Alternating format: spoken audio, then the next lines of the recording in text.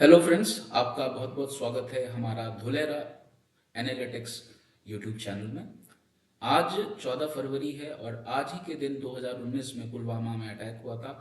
आज भारत में black day of India की तरह हम इसे आज इसको मनाते हैं और सभी लोग उन 40 सीआरपीएफ जवानों को की शहादत को हम देश नमन करता है और उनके 40 परिवारों को के साथ 140 करोड़ भारतवासी कंधे से कंधा लगा के उनको सहयोग करते हैं।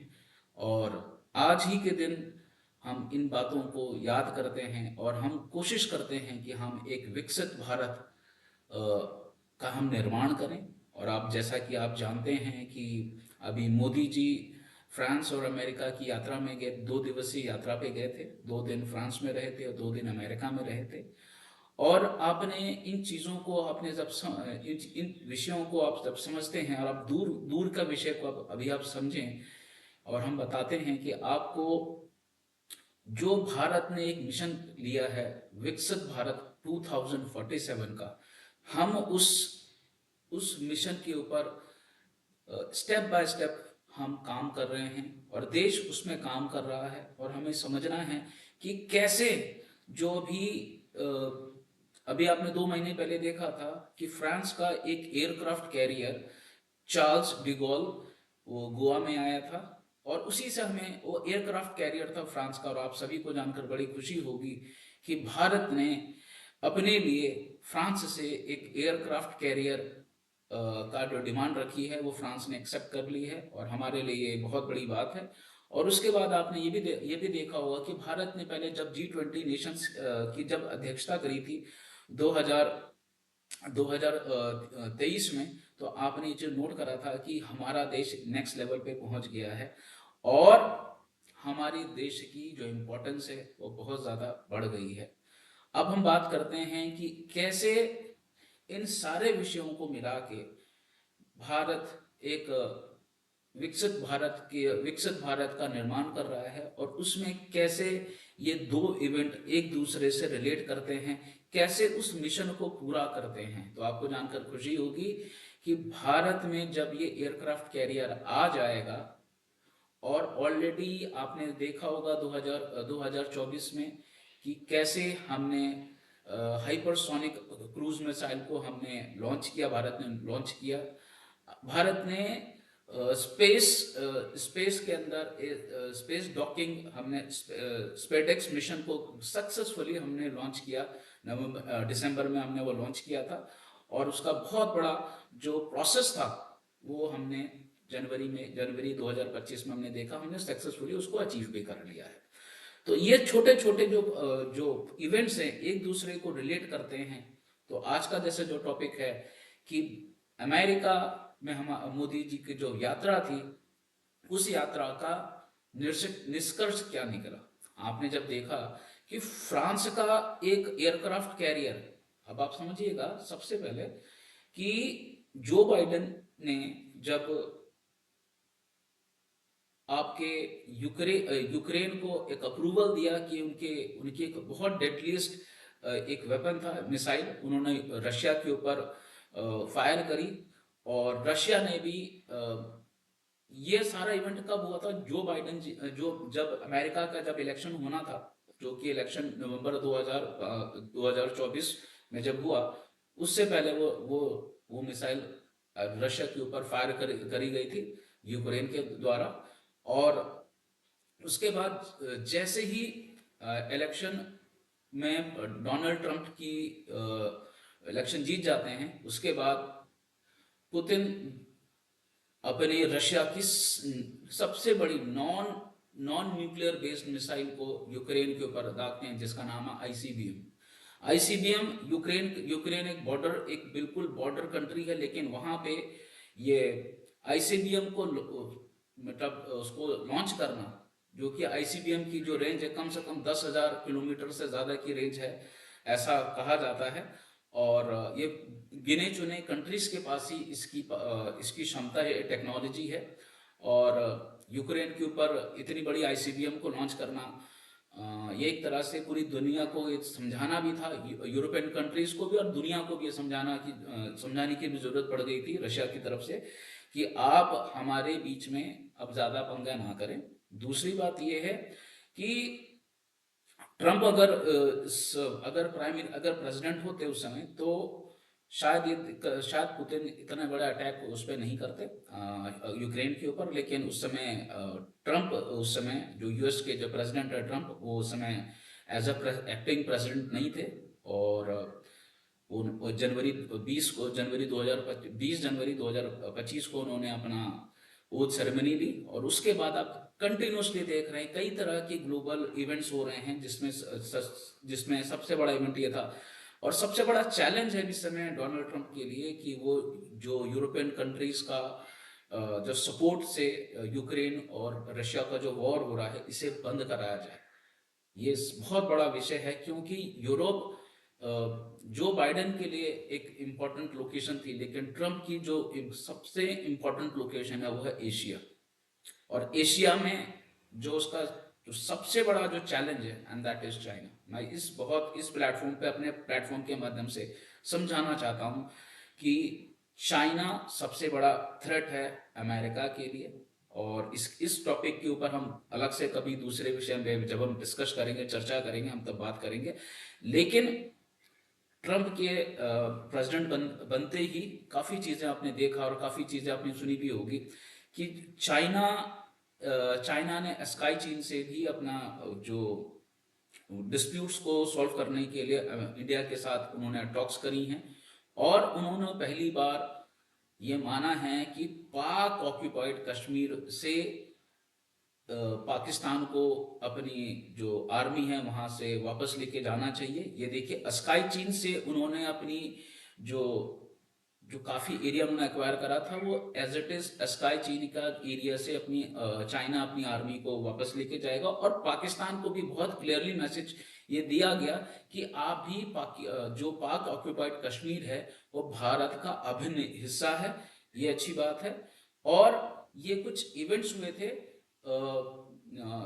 मोदी जी के अमेरिका के विजिट से जाने से पहले। हम इन बातों को समझेंगे, स्टेप बाय समझेंगे कि ये सारी चीजें हुई हैं। और उसके बाद जब अभी मोदी जी अमेरिका गए हैं तो अमेरिका जाने से पहले मोदी जी ने भी एक डील फ्रांस के साथ भी करी है। वो डील थी एयरक्राफ्ट कैरियर की।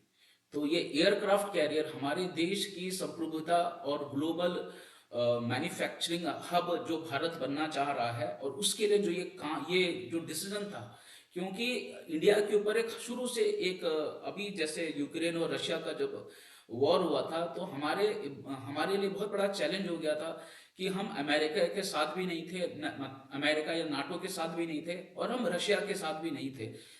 तो हमें, क्योंकि हमारा सिद्धांत है कि हमें किसी पक्ष और विपक्ष में हमें नहीं रहना, किसी पार्टी में नहीं बना, क्योंकि भारत और अभी भी मोदी जी ने भी ये स्टेटमेंट बिल्कुल क्लियर कर दी है कि भारत किसी पक्ष के साथ तो नहीं है, लेकिन भारत पीस के साथ है। तो जहां भी शांति होगी भारत उस पक्ष में भारत खड़ा हुआ है कि जो पक्ष शांति को चाहता है। और यही बात, और प्रधानमंत्री मोदी जी ने एक बात और भी कही थी जो फ्रांस में जब एआई कॉन्फ्रेंस हुआ था, एआई समिट हुआ था, उसमें मोदी जी ने एक शब्द को, एक वर्ड को बहुत बहुत लाउडली बोला है, ग्लोबल साउथ। क्योंकि अभी आपने देखा था जैसे ही ट्रंप जो यूएस प्रेसिडेंट थे, उन्होंने जैसे ही वो प्रेसिडेंट बने तो उन्होंने 100 कुछ फाइल्स को साइन की। उसमें से एक फाइल थी कि उन्होंने कहा था कि हम यूनाइटेड नेशन के अंदर हम उसके WHO से हम अपना जो मेंबरशिप है वो विड्रॉ करते हैं। और दूसरा, उन्होंने पेरिस कन्वेंशन, जो यूनाइटेड नेशंस का पेरिस कन्वेंशन है, उससे भी अपने आप को विड्रॉ कर लिया, क्योंकि वो ये चाहते थे कि जो ग्लोबल वार्मिंग के जो इश्यूज थे वो उस चीजों को से बाईपास करना चाहते थे। क्योंकि अगर वो उस ऑर्गेनाइजेशन के हिस्सा हैं और उस पेरिस एग्रीमेंट के में जिसमें कार्बन एमिशन कम करने की बात कही गई, अगर उसमें बने रहते तो ये एक तरह से डबल स्टैंडर्ड वाली बात हो जाती प्रेसिडेंट ट्रंप के लिए। तो उन्होंने वहां से अपना वो मेंबरशिप हटा ली, क्योंकि वो उस कंट्री के मतलब अथॉरिटी हैं, तो उन्होंने अपने वहां से मेंबरशिप हटाई, क्योंकि उन्होंने ये चीज ऑब्जर्व करी कि इस पूरे सिनेरियो में क्योंकि अमेरिका से डायरेक्ट तो इंडिया कुछ किस एक तरह का रिलेशन खराब नहीं करना चाहता था, तो उन्होंने सिर्फ रशिया और रशिया के साथ भी नहीं दिया, तो रशिया को इनडायरेक्टली कैसे सपोर्ट किया गया है। इंडिया ने रशिया से बहुत कम प्राइस पे क्रूड ऑयल इंपोर्ट किया, क्योंकि भारत की जो 70% जो जो कंजम्पशन है क्रूड ऑयल का, वो बाहर से ही लेता है, जिसमें 4-5 मेजर कंट्रीज हैं, जिसमें रशिया भी है, और सबसे ज्यादा जो हमने अभी इंपोर्ट करा है वो रशिया के साथ किया गया था। अभी आपको जानकर ये ये इसी चीज पे जो हमारे जो यूएस के प्रेसिडेंट हैं, उन्होंने ये डिसीजन लिया कि वो अलास्का में जाके क्रूड ऑयल एक्सप्लोरेशन का काम करवाएंगे, और नेक्स्ट 2030 तक वो जो भी बिजनेस है, एक्चुअल में जो बिजनेस है वो इंडिया के साथ जो ट्रेड हो रहा है इस समय, बेसिकली वो है $112 बिलियन, $112.9 बिलियन का जो ट्रेड है, जो इंडिया और अमेरिका के बीच में हो रहा है। और इसका जो इन्होंने टारगेट बनाया है वो बनाया है $500 बिलियन का। तो आप समझ सकते हैं ये कितना बड़ा फिगर है अमेरिका के साथ। और इस जो अमेरिका और इंडिया की जो ये डील हुई है, ये बहुत ही स्ट्रेटेजिक और बहुत ही लॉन्ग टर्म डील हुई है, जिसमें इन्होंने 10 साल का तो डिफेंस का एक पूरे डील है, 10 इयर्स की डिफेंस का फ्रेमवर्क तैयार किया जाएगा, जिसमें अमेरिका और इंडिया एक दूसरे को डिफेंस सेक्टर में एक दूसरे को सपोर्ट करेंगे, और टेक्नोलॉजी ट्रांसफर्स भी की इस पे बात भी कही गई है। दूसरा बात ये है जो सबसे इंपॉर्टेंट चीज थी, कि इन्होंने एक ट्रस्ट को बहुत बड़ा एक वर्ड इस पे दिया गया था, ट्रस्ट। वो ट्रस्ट का वो है transforming relationship utilising strategic technologies. तो कहने का मतलब ये है, ये बहुत बड़ा ये ट्रस्ट, या हम मिगा और मैगा, जो हमने आज का जो सब्जेक्ट इस पे लिखा है, मिगा प्लस मैगा इज मैगा। तो ये क्या है, मेक इन इंडिया के मेक इन इंडिया। तो बेसिकली इंडिया की जो आइडियोलॉजी है, इंडिया ने एक मिशन के तहत इंडिया काम कर रहा है कि हम ज्यादा से ज्यादा हम भारत अपने आप को ग्लोबल मैन्युफैक्चरिंग हब बना रहा है। तो उसके लिए भारत के अंदर ज्यादा से ज्यादा फॉरेन इन्वेस्टमेंट आनी चाहिए in manufacturing unit, so that India अपने जो इस समय जो भारत की बेरोजगार युवा जो शक्ति है, जो एनर्जी है भारत की, जो पॉपुलेशन है, यंग पॉपुलेशन, उसको रोजगार मिल सके, और भारत अपनी मैन्युफैक्चरिंग कैपेसिटी पोटेंशियल को बहुत अच्छी तरह से यूटिलाइज कर सके।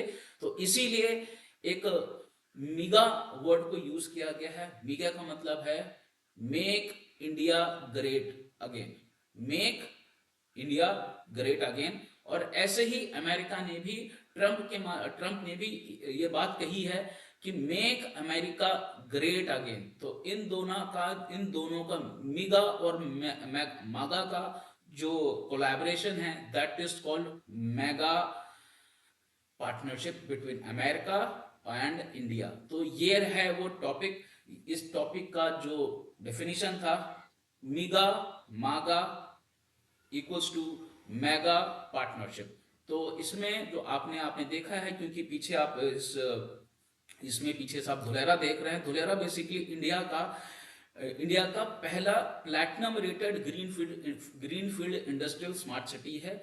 और धुलेरा का जो टोटल जो साइज है 920 स्क्वायर किलोमीटर का ये पूरा एक साइज है, जिसमें एक 422 स्क्वायर किलोमीटर का एरिया मतलब इन 3 phases वो पूरा 422 स्क्वायर किलोमीटर का एरिया टिल 2042 तक वो उसने डेवलप होना है, जिसमें TP2A और TP4A इस समय ऑलमोस्ट रेडी हो चुका है। और अहमदाबाद धुलेरा का जो एक्सप्रेस वे है ऑलमोस्ट 85% उसका काम कंप्लीट हो चुका है।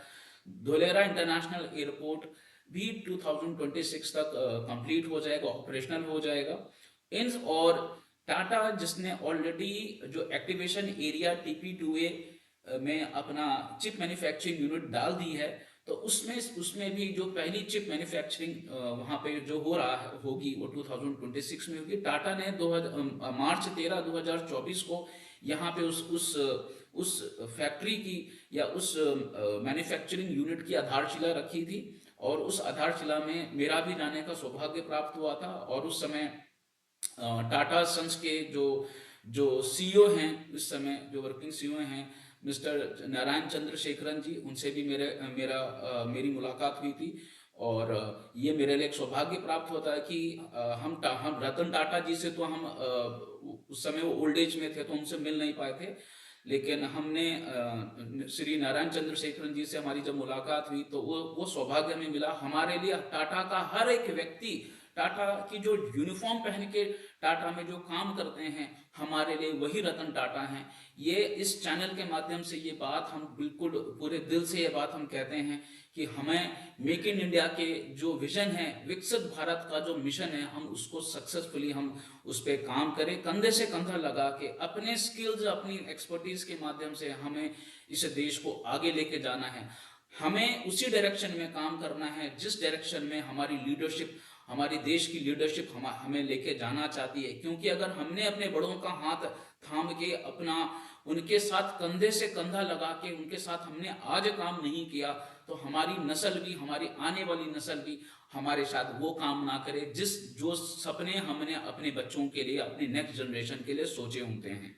तो हमें, आपने भी पिछले 10 वर्षों के जो कार्यकाल में देखा है कि मोदी जी ने एक पूरा रोड मैप बना के स्टेप बाय स्टेप काफी रिफॉर्म्स किया, और उन रिफॉर्म्स का फायदा हमारा देश देख पा रहा है। अगर हम इससे पिछली सरकार की भी हम बात करें, हम पिछली सरकार के कुछ कंट्रीब्यूशन को हमें नहीं करना चाहिए, क्योंकि वो उस समय का पल था, वो उस समय का सिचुएशन थी। लेकिन ये समय आज हमारा है। उस सिचुएशन में भी कुछ रिफॉर्म्स हुए थे जिनका इस प्लेटफॉर्म के माध्यम से हम ये बात करना चाहेंगे। LPG, liberalisation, privatisation and globalisation. अगर ये रिफॉर्म्स हमारे देश के अंदर नहीं हुए होते तो आज हम इस लैपटॉप के माध्यम से या हम स्मार्टफोन्स के माध्यम से एक दूसरे से जूम मीटिंग और इस तरह की टेक्नोलॉजी पे हम काम कर नहीं रहे होते।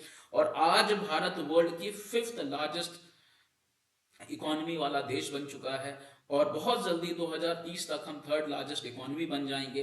पर उसके लिए हम सभी को सही डायरेक्शन में, सही नेतृत्व के साथ हमें काम करना है। 2029 तक की बात है कि भारत को का जो पेस है, जो जो जो जो हमारा जो एक रिदम बना हुआ है, उस रिदम के साथ हमें काम करना है। हमें नेक्स्ट जनरेशन को सही दिशा के साथ, सही दिशा निर्देशों के साथ उनका हाथ पकड़ के उनके साथ कंधे से कंधा लग के हमें काम करना है। हमें इस भावनाओं के साथ हमें एक विकसित राष्ट्र का निर्माण करना है। दूसरी बात यह है कि हमने कौन कौन से विषयों पे हमने जो चर्चा करी थी, अभी जब मिगा और मेगा की जब हम बात करते हैं तो प्रधानमंत्री मोदी जी और डोनाल्ड ट्रंप के बीच में कुछ विषयों पे जो बात हुई है, उसमें था क्रिटिकल मिनरल्स। यस, हम क्रिटिकल मिनरल्स, कई ऐसे खनिज तत्व हैं जो हमें हमारे लिए आगे काम आएंगे। इसमें आपने ये भी देखा था कि भारत के प्रधानमंत्री मोदी जी और एलन मस्क, जो इस समय यूएस में एक मिनिस्टर की हैसियत से अभी वो हैं, तो उनसे जब बायलैटरल टॉक्स हुए थे मोदी जी और एलन मस्क के, तो वहाँ पे भी एलन मस्क की तरफ से भी ये कहा गया था कि वो इस तरह का एक भारत के अंदर एक इस तरह का इंफ्रास्ट्रक्चर अगर मौजूद हो तो वो भी भारत में निवेश करेंगे। टेस्ला जैसी कंपनी भारत में काम करेगी। और आप जानते हैं भारत की इसरो और अमेरिका की नासा एक जॉइंट कोलैबोरेशन के साथ एक मिशन पे काम कर रही है। ये कई लोगों को शायद पता नहीं होगा। तो ये भी हमारे लिए, अब जब उसमें सेमीकंडक्टर्स भी यूज होंगे, यस। सेकंड पार्ट था हमारा advance minerals. Yes, advance minerals basically कई तरह के न्यूक्लियर फ्यूजन और फिजन के माध्यम से कुछ एडवांस मिनरल्स की रिक्वायरमेंट होती है, क्योंकि हमें एनर्जी अभी अमेरिका ने एक चीज और भी बहुत अच्छी बात कही है कि इंडिया को अलाउ किया है नॉन न्यूक्लियर डील्स में सपोर्ट करने के लिए। ये बहुत अच्छी बात है। इसीलिए अमेरिका ने इस बार मोदी जी के जो विजिट पे एडवांस मिनरल्स के ऊपर भी बात का एग्रीमेंट करा है। और दूसरा, फार्मास्यूटिकल्स के लिए एक फार्मास्यूटिकल्स की जो सप्लाई चेन को बहुत ज्यादा मतलब एडवांस करने की बात करी गई है, ताकि अगर कोविड जैसा कोई पैंडेमिक आ जाता है तो सप्लाई चेन में कोई ब्रेक ना लग जाए। तो इस तरह की कुछ चीजें हुई थी हमारे इस पूरे मेगा पार्टनरशिप के अंदर। और इस मेगा पार्टनरशिप में एक चीज और भी हुई है जो बहुत अच्छी बात है कि हमने दुनिया को दो प्लेटफॉर्म पे ये चीज तो बहुत बिल्कुल क्लियर कर दी है कि हम किसी पार्टी के साथ हम पार्टी के साथ नहीं खड़े हैं, हम पीस के साथ खड़े हैं। और हमारी जो भारत की जो संप्रभुता है, हमारे जो आत्मसम्मान है, हमारी सोच है, हम हमारी सोच के अकॉर्डिंग ही काम करेंगे। भारत ने एयरक्राफ्ट कैरियर फ्रांस से लिया है। दूसरा, F-35 अमेरिका भारत को देने को राजी हो गया है। आपको ये भी पता होगा कि जो भारत का तेजस मेक इन इंडिया के तहत एमका और तेजस विमान जो फाइटर जेट्स भारत बना रहा था, सिंगल इंजन जो बना रहा था, उसमें जो जो इंजन आना था, जो उसका जो जेट का जो इंजन लगता है, वो जनरल मोटर्स की तरफ से बनना था। उसमें देने में काफी डिले हुआ था, उसमें प्राइसिंग की भी काफी इश्यूज आए थे। तो लेकिन अब वो चीजें क्लियर हो चुकी हैं और अमेरिका फाइनली भारत को पहले वो भारत जब गवर्नमेंट थी, तो जो बाइडेन के टाइम पे जो बाइडेन जी अमेरिका हमें सिर्फ F-16 देने को राजी हुए थे। लेकिन जैसे डोनाल्ड ट्रंप आए तो डोनाल्ड ट्रंप ने हमें F-35 देने का बिल्कुल ग्रीन सिग्नल दे दिया है। ये एक बहुत अच्छी बात है। और इससे दो चीज समझ में आती है कि जो अभी आर्टिफिशियल इंटेलिजेंस का जो कॉन्फ्रेंस हुई थी, समिट हुआ था फ्रांस में, उसमें बहुत बड़ी हमने एक बताया है कि हम ग्लोबल साउथ वाले लोग हैं और हम ग्लोबल साउथ के लोग हमारे साथ एसोसिएट होते हैं। मतलब क्योंकि अगर आप देखें ग्लोबल नॉर्थ अगर कंट्रीज को हम देखें तो वो सारे रिच कंट्रीज हैं, सारी ऑलमोस्ट सुपर पावर्स हैं, सारी डेवलप्ड नेशंस हैं। और उनकी गलतियों की वजह से ग्लोबल साउथ के लोगों को एनवायरमेंटल चैलेंजेस को फेस करना पड़ रहा है। तो इसीलिए मोदी जी ने बहुत सही लोकेशंस पे ग्लोबल साउथ की वर्ड के ऊपर बात विषय पे को रखा है। दूसरा, उन्होंने ये भी कहा है कि हम किसी भी अलायंस के साथ नहीं है, इसी वजह से फ्रांस से हमने शिप लिया है, एयरक्राफ्ट कैरियर लिया है। दूसरा, अमेरिका से हमने जो अमेरिका ने इस बीच जो हमसे पेशकश रखी थी कि हम आप जो चाइना और जो इंडिया का जो बॉर्डर डिस्प्यूट्स हो रहे हैं, तो अमेरिका ने उस पर भी बात कही थी। तो भारत ने उस पर एक रिएक्शन अपना दिया है कि हम हमारे पर्सनल जो भी इश्यूज हैं अपने पड़ोसी मुल्क के साथ, हम उसे बायलैटरल टॉक्स के माध्यम से हम उसे रिजॉल्व करेंगे। हमें किसी तीसरे पक्ष की जरूरत नहीं है। हमारे पड़ोसी के साथ अगर हमारे कुछ इश्यूज हो जाते हैं तो बिल्कुल क्लियर स्टेटमेंट बताई है, डिसीजन आया है भारत सरकार के माध्यम से। तो ये कुछ बातें हैं। और दूसरा, आपने देखा था अभी बीच में कि अमेरिका से अभी 5th of February को आपने देखा जब प्रेसिडेंट डोनाल्ड ट्रंप मतलब प्रेसिडेंट की ओथ सेरेमनी से पहले आपके 205 इमिग्रेंट्स को इंडिया एक C-17 एयरक्राफ्ट कैरियर के माध्यम से उनको इंडिया में वापस भेजा गया था। क्योंकि देखिए जो बाइडेन ने जैसे ही अपना फर्स्ट प्रेसिडेंट वाला अपना जो स्पीच थी उस पर उन्होंने साफ कहा था कि हम इलीगल इमिग्रेंट्स के ऊपर एक्शन लेंगे। तो इसमें चाइना कनाडा को दिक्कत होनी चाहिए, ना मैक्सिको को दिक्कत होनी चाहिए, और ना ही भारत को होनी चाहिए, क्योंकि वो अगर अगर ऐसे ही पाकिस्तान से लोग इंडिया आ जाएं या बांग्लादेश से रेफ्यूजीज आते जाएं तो भारत की इकोनॉमी को कहीं ना कहीं खराब होता है, कहीं ना कहीं खराब होता है, और उस पर इफेक्ट भी पड़ता है, और नेक्स्ट जनरेशन भी सफर करती है। मतलब हमारे डिसीजन की वजह से हमारे बच्चों को नुकसान नहीं होना चाहिए। ऐसे ही अगर हम बात करें कि मुंबई में एक काफी इस तरह का चैलेंज हमने देखा है। वेस्ट बंगाल में आपने देखा होगा कि बांग्लादेशी लोग सेटल हो चुके हैं, वेस्ट बंगाल बांग्लादेशी लोग आपके बिहार में सेटल हो चुके हैं। ऐसे उत्तराखंड का भी डेमोग्राफी को चेंज किया गया है, क्योंकि उत्तराखंड के लोग तो बाहर निकल गए, और उत्तराखंड के लोग, उत्तराखंड राज्य बनने के बाद काफी लोग वहां आ गए, वहां पे एक अलग तरह का कल्चर डेवलप हो गया, और स्पेशली 40% पॉपुलेशन, अगर हम देहरादून की अगर हम बात करते हैं तो वहां पे भी बाहर के लोग आ चुके हैं, वहां की बोली भाषा भी बदल चुकी है। तो ऐसे ही अब सोचिए, अगर अमेरिका ने ये डिसीजन लिया कि वो इलीगल, एटलीस्ट देखिए लीगल की, अमेरिका ने लीगल वालों को नहीं भेजा, इलीगल इमिग्रेंट्स को भारत भेज दिया था, तो इसमें हमें गलत सोचने की जरूरत नहीं है। ये वो उनका देश है। कोई अगर हम आपके घर में जबरदस्ती घुसा चला आएगा तो आप उसके साथ आप क्या करेंगे? आप उसे डिपोर्ट ही तो करेंगे। तो अमेरिका ने बिल्कुल सही किया डिपोर्ट करके, और कोई गलत काम नहीं किया है। और दूसरी बात यह है कि भारत के कम से कम 18,000 इलीगल इमिग्रेंट्स को अमेरिका ने आइडेंटिफाई किया है। दूसरा, 2023 से लेकर 2024 तक 90,415 इलीगल इंडियन इमिग्रेंट्स ने अमेरिका जाने का ट्राई किया है। अब ये सोचिए ये कितना बड़ा फिगर है। तो इसमें अमेरिका की गलती नहीं है, और इसमें कहीं ना कहीं ऐसा हम इसे समझ सकते हैं कि हम भारत देश में वो इंफ्रास्ट्रक्चर या वो हम अपॉर्चुनिटी नहीं दे पा रहे हैं जो जिनकी वजह से लोग, भारत की जो एनर्जी है, भारत का यूथ है, वो अमेरिका की तरफ जा रहा है। तो धोलेरा एक ऐसा अपॉर्चुनिटी है। आप सभी को जानकर बड़ी खुशी होगी कि अगर कोई भी कंट्री है या कोई भी स्मार्ट सिटी, सिंगापुर और दुबई के बीच में अगर कोई सिटी या स्मार्ट सिटी बन रही है, वो धोलेरा बन रही है। धोलेरा एक ग्लोबल मैन्युफैक्चरिंग हब होने वाला है आने वाले 5 से 10 सालों के अंदर।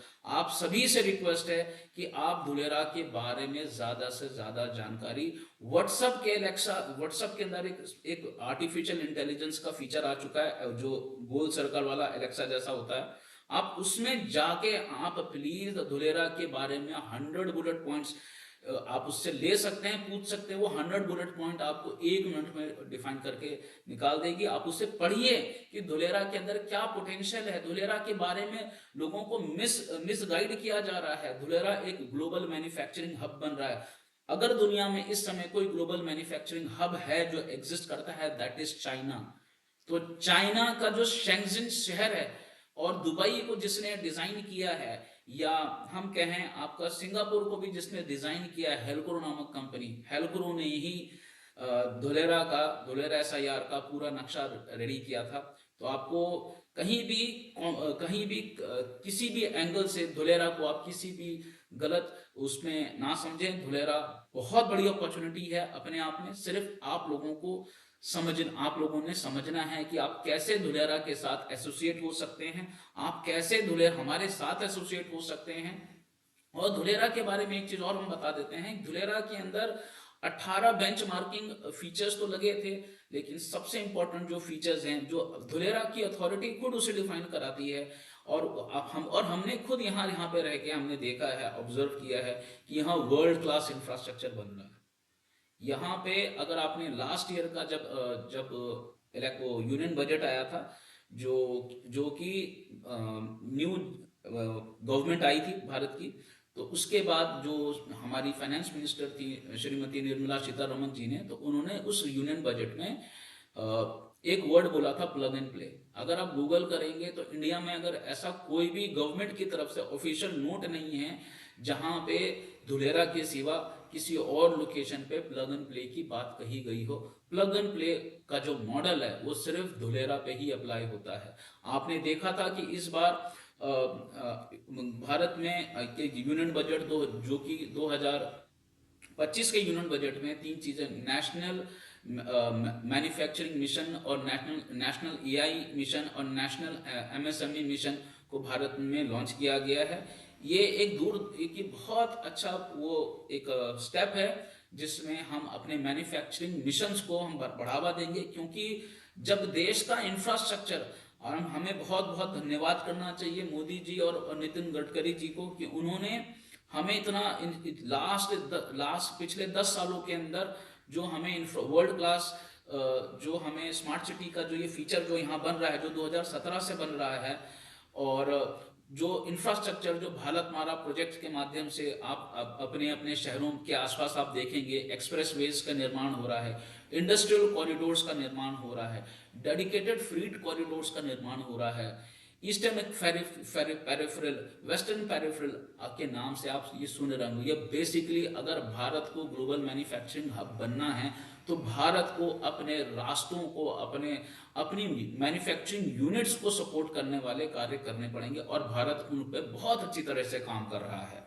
भारत ने अपना इंफ्रास्ट्रक्चर डेवलपमेंट पे भी काफी पैसा खर्चा किया। आपने ये देखा है कि भारत ने ही अभी अपना डिफेंस एक्सपोर्ट भी किया है। भारत ने अपना स्पेस मिशन को कई कंट्रीज के स्पेस मिशन को सपोर्ट किया, कई उनके सैटेलाइट्स को लॉन्च किया। भारत कई तरह से बिजनेस में भारत आगे आ रहा है। भारत अपने आप को बहुत बढ़िया अच्छे लेवल पे भारत लेके आ रहा है। आप सभी से रिक्वेस्ट है कि आप इन बातों को समझिए कि भारत किस लेवल का काम कर रहा है, और जिस लेवल का भारत काम कर रहा है आपको उस लेवल को समझना है। भारत में इन सारी चीजों के लिए सबसे इंपॉर्टेंट चीज है कि आप किस माइंडसेट से धुलेरा को देखते हैं, किस माइंडसेट से आप धुलेरा में काम करना चाहते हैं। अगर अधिक जानकारी के लिए अगर आपको हमसे संपर्क भी करना पड़े, आप निश्चिंत आप हमसे संपर्क करें। आपको कोई सेमिनार की जरूरत हो, आपको कोई ट्रेनिंग की जरूरत हो, धुलेरा के बारे में डिटेल डिस्कशन करने की जरूरत लगती है, आप हमें नीचे कमेंट कर सकते हैं, अपना नंबर छोड़ सकते हैं। आप हमें हमारे जो धुलेरा एनालिटिक्स है, इसी में जो हमारा जो यूट्यूब चैनल है, इसी के पीछे आप @gmail.com लगा दीजिएगा। आपको वहां पे आप हमसे डायरेक्टली आप हमें ईमेल कर सकते हैं। आपको ईमेल के माध्यम से आपको हमारा कॉलिंग नंबर मिल जाएगा। आप कॉलिंग नंबर पे आप कॉल करके आप हमसे अपॉइंटमेंट ले सकते हैं। आप अपनी टीम को अपने अपने बिजनेस आइडियाज के साथ आप हमारे साथ आ सकते हैं।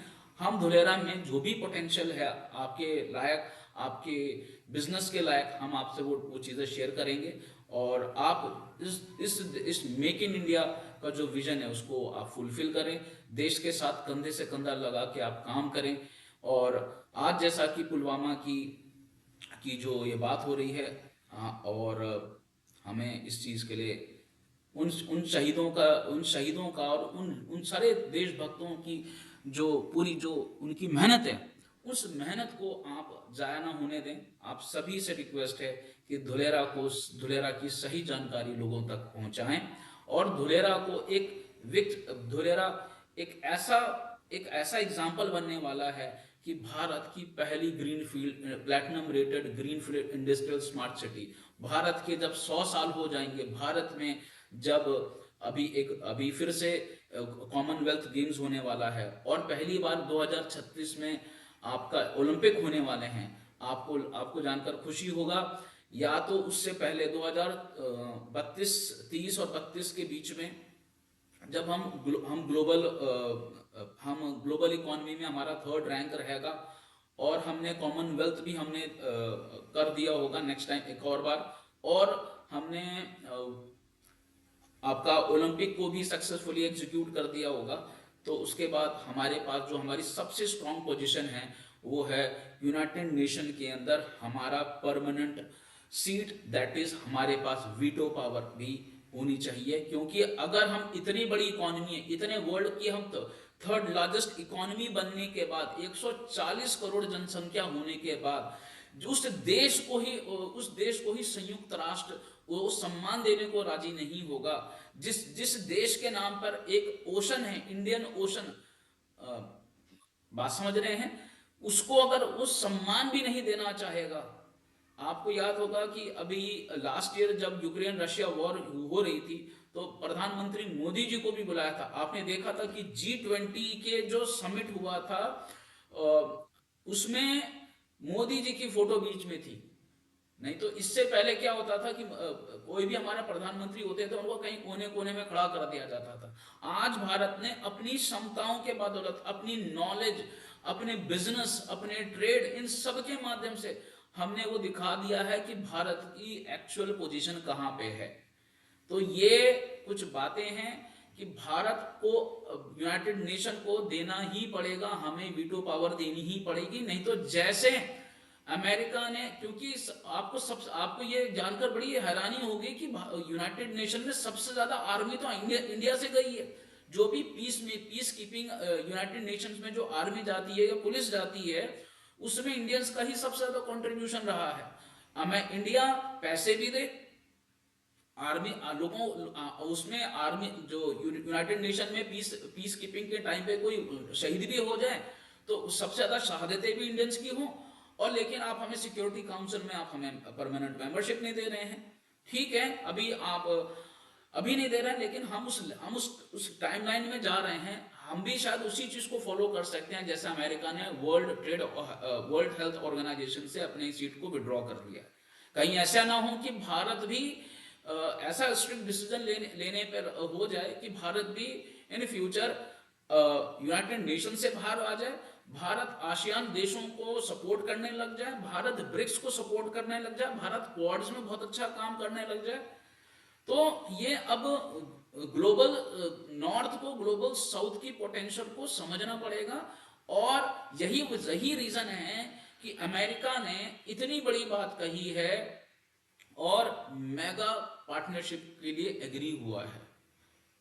और नहीं तो अमेरिका खुद जानते हैं, ट्रंप खुद जानते हैं कि उनका इस समय का सबसे बड़ा जो चैलेंज है that is in Asia, that is China. तो चाइना इस समय एक ग्लोबल मैन्युफैक्चरिंग हब है। और आप सभी को एक चीज और बता देते हैं कि अमेरिका से ज्यादा जो डॉलर्स हैं, यूएस डॉलर्स, वो चाइना के पास रखे हैं। मैं इस प्लेटफॉर्म के माध्यम से बिल्कुल क्लियरली, ये बिल्कुल सही तरीके से बता रहा हूं कि वो अपनी मैन्युफैक्चरिंग कैपेबिलिटीज की बदौलत ही चाइना के पास दुनिया का सबसे ज्यादा डॉलर फॉरेन एक्सचेंज रिजर्व्स है। तब आप समझ लीजिए चाइना के पास गोल्ड भी है ना, और उसके पास दुनिया भर के डॉलर्स भी हैं। तो अब आप समझ सकते हैं कि चाइना अमेरिका के लिए कितना बड़ा लॉन्ग टर्म थ्रेट है। तो और यही रीजन है कि चाइना ने श्रीलंका, केनिया, बांग्लादेश पर पाकिस्तान को अपने लोन के ट्रैप में फंसाया हुआ था, और कैसे उनके स्ट्रेटेजिक लोकेशंस पे अपना कोई सेटअप डाल के, बिजनेस डाल के उसको लोन ट्रैप के अंदर फंसाया है चाइना ने, क्योंकि उसके पास सबसे ज्यादा डॉलर्स थे। नहीं तो जो आदमी आपको कुछ दे ही नहीं सकता, आप वहां पे जाके इन्वेस्टमेंट करके आ रहे हो पाकिस्तान से, आपको क्या लगता है कि वहां से आपको बिजनेस मिलने वाला है?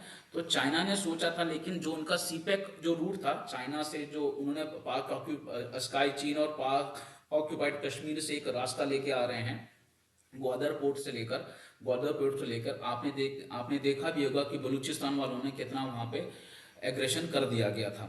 और तहरीके तालिबान पाकिस्तान ने भी वहां पे इस चीजों को रोका है, क्योंकि एक्चुअल में ना बलूचिस्तान की मिनरल रिसोर्सेज को और पाक ऑक्यूपाइड कश्मीर के मिनरल रिसोर्सेज को तो पाकिस्तान यूज करता है, लेकिन उस लोकेशंस पे कोई इंफ्रास्ट्रक्चर डेवलपमेंट की कोई या कुछ ऐसी उन्होंने कोई काम नहीं किया जिससे वो हम कह सकते हैं कि यहाँ पे बहुत अच्छा डेवलपमेंट हुआ है। और यही कारण है कि वो लोग वहां पे उसको अपोज करते हैं। तो आप लोगों से जानकर, आप लोगों इस समय एट प्रेजेंट जब मैं ये वीडियो बना रहा हूं, तो इस समय म्यूनिक सिक्योरिटी कॉन्फ्रेंस की एक मीटिंग हो रही है। और अभी जब जब प्रधानमंत्री जी की मीटिंग के बाद अमेरिका के प्रेसिडेंट से पूछा गया कि आप जो यूक्रेन रशिया वॉर के लिए आप क्या कर सकते हैं, तो देखते हैं कि अभी म्यूनिक सिक्योरिटी काउंसिल की क्या मीटिंग के क्या रिजल्ट्स रहते हैं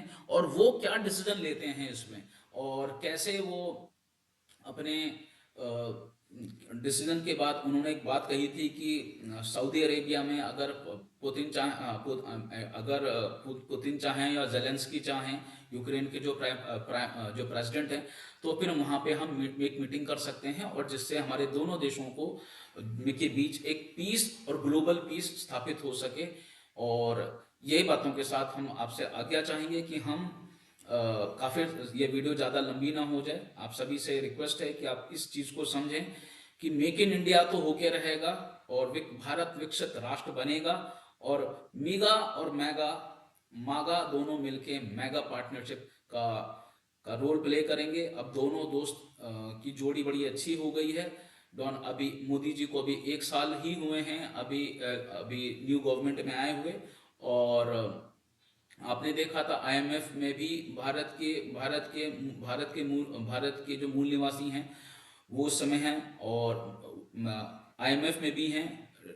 नेशनल सिक्योरिटी जो नेशनल सिक्योरिटी काउंसिल जो सेक्रेटरी हैं यूनाइटेड नेशन की, वो भी इंडियन है, और वाइस प्रेसिडेंट जो जेडी वेंस हैं उनकी वाइफ भी इंडियन है। तो अब आप समझ सकते हैं कि हम किस लेवल पे हैं कि हम वर्ल्ड बैंक के भी जो सेक्रेटरी हैं वो भी एक इंडियन है। और इन चीज़ों को आप समझने की कोशिश करें कि भारत किस लेवल पे पहुंच चुका है, और भारत को अब रोका नहीं जा सकता। भारत के साथ मैत्री करके दुनिया आगे कर सकते हैं, क्योंकि भारत ने ही दुनिया का शांति पाठ पढ़ाया है, और आज से नहीं पढ़ाया, पिछले 5000 सालों से भी ज्यादा भारत ने शांति का पाठ दुनिया तक, शांति का मैसेज दुनिया तक पहुंचाया है। और आप सभी से रिक्वेस्ट है कि भारत को एक मजबूत राष्ट्र बनाने के लिए काम करें, और भारत के मेक इन इंडिया के प्रोजेक्ट को सक्सेसफुल बनाएं, क्योंकि ये हमारे देश के लिए बहुत ज़रूरी है। और हम भी ये चाहेंगे कि हमारा देश में एक स्मार्ट सिटी हो, हमारे देश में भी मैन्युफैक्चरिंग कैपेबिलिटी एटलीस्ट हम दुनिया के लिए नहीं कर सकें तो कम से कम हम अपना जो इम्पोर्ट है उसे तो कम कर सकते हैं। और भारत अपने आप में बहुत बड़ा मार्केट है, दुनिया वाले भारत में बिजनेस करने आ रहे हैं। तो एटलीस्ट अगर हम हमारे जो हमारे डोमेस्टिक यूज की अगर हमने मैन्युफैक्चरिंग कैपेबिलिटी बना ली, तो एटलीस्ट हम गरीब देशों को तो हम अपना सामान सप्लाई कर सकते हैं। तो इन्हीं शब्दों के साथ, इन्हीं विचारों के साथ और देशभक्ति से ओतप्रोत होने के साथ आप सभी से रिक्वेस्ट है कि आप देश हित के काम करें और कंधे से कंधा मिला के एक विकसित भारत का निर्माण करें। जय हिंद, जय भारत, धन्यवाद।